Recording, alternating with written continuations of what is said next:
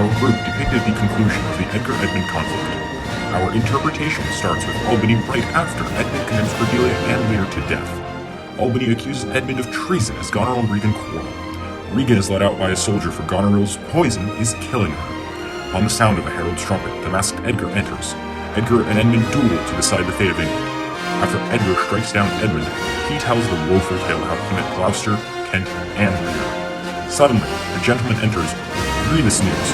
The two elder daughters of Lear are dead, and both by the hand of Goneril. We close with the coming of Kent. We open just past the beginning because Edmund sending Lear and Cordelia to die does not meaningfully contribute to the Edgar-Edmund conflict.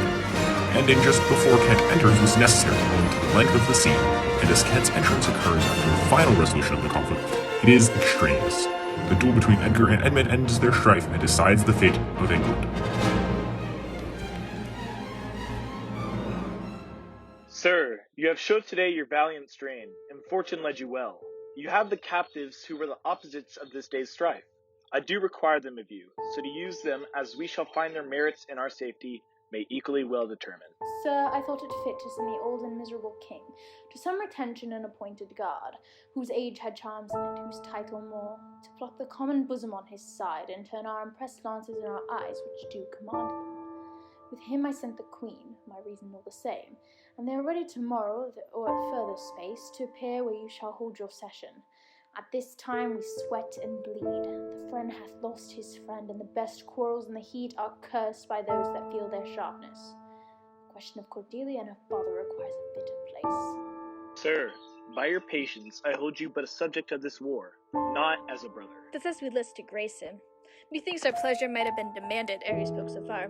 He led our powers for the commission of my place in person, the which immediacy may well stand up and call itself your brother. Not so hot, in his own grace he doth exalt himself more than in my yours. rights by me invested, he compeers the best. That were the most, if he should husband you. Just as do oft-proved prophets. Holla, holla, that told you so looked but a squint. Lady, I'm not well, else should I answer from a full-flowing stomach. General, take thou my soldiers, prisoners, patrimony. Dispose of them, of me. The walls are thine. Witness the world that I create thee here, my lord and master. Mean you to enjoy him? The let alone lies not in your goodwill. Nor in thine, lord. Half-blooded fellow, yes. Let the drum strike, improve my title thine. Stay ye, hear reasoning. Edmund, I arrest thee on capital treason. In thine attaint, this gilded serpent, for your claim, fair sister, I bear it in the interest of my wife. 'Tis she subcontract to this lord, and I, her husband, contradict your bands. If you will marry, make your loves to me. My lady is bespoke. An interlude. Thou art armed, Gloucester. Let the trumpet sound. If none appear to prove upon thy person thy heinous manifest in many treasons, there is my pledge. I'll make it on thy heart. Ere I taste bread, thou art in nothing less than I have proclaimed thee. There's my exchange. Sick! Oh, sick! If not, I'll never trust medicine. She is not well. Convey her to my tent.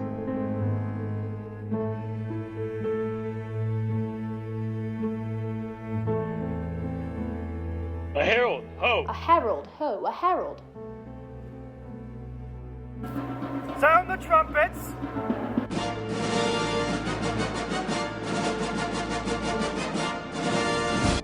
Again!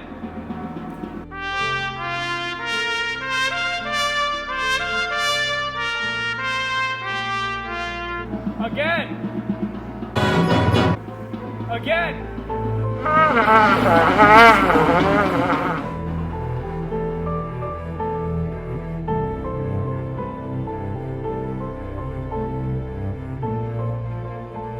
Ask him his purposes, why he appears upon this call of the trumpet. What are you?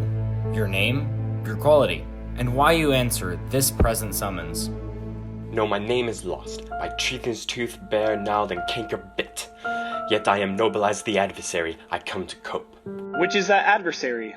What he that speaks for Edmund, Earl of Gloucester. Himself.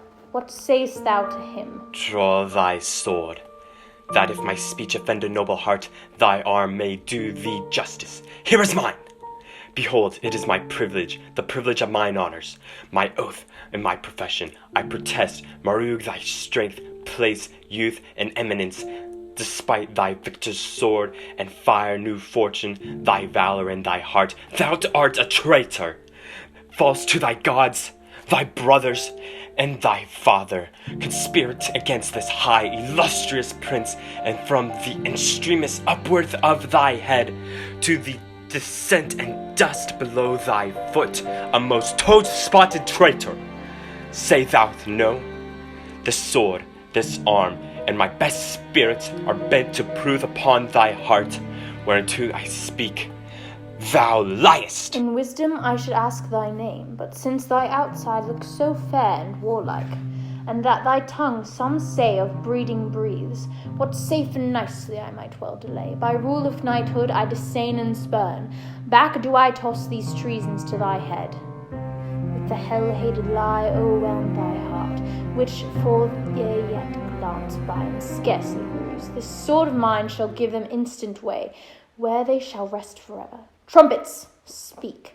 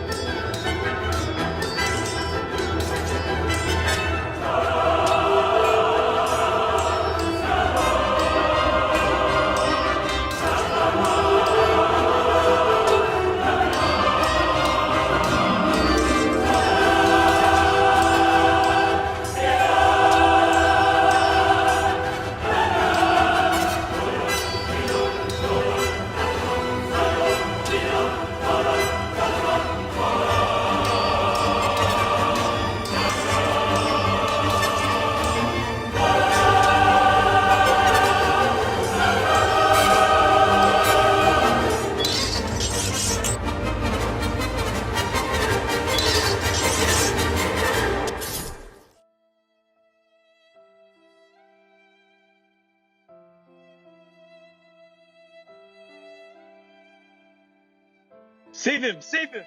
This is practice, Gloucester. By the law of arms, thou wast not bound to answer an unknown opposite. Thou art not vanquished, but cozened and beguiled. Shut your mouth, dame, or with this paper I shall stopple it. Hold, sir, thou worse than any name, read thine own evil.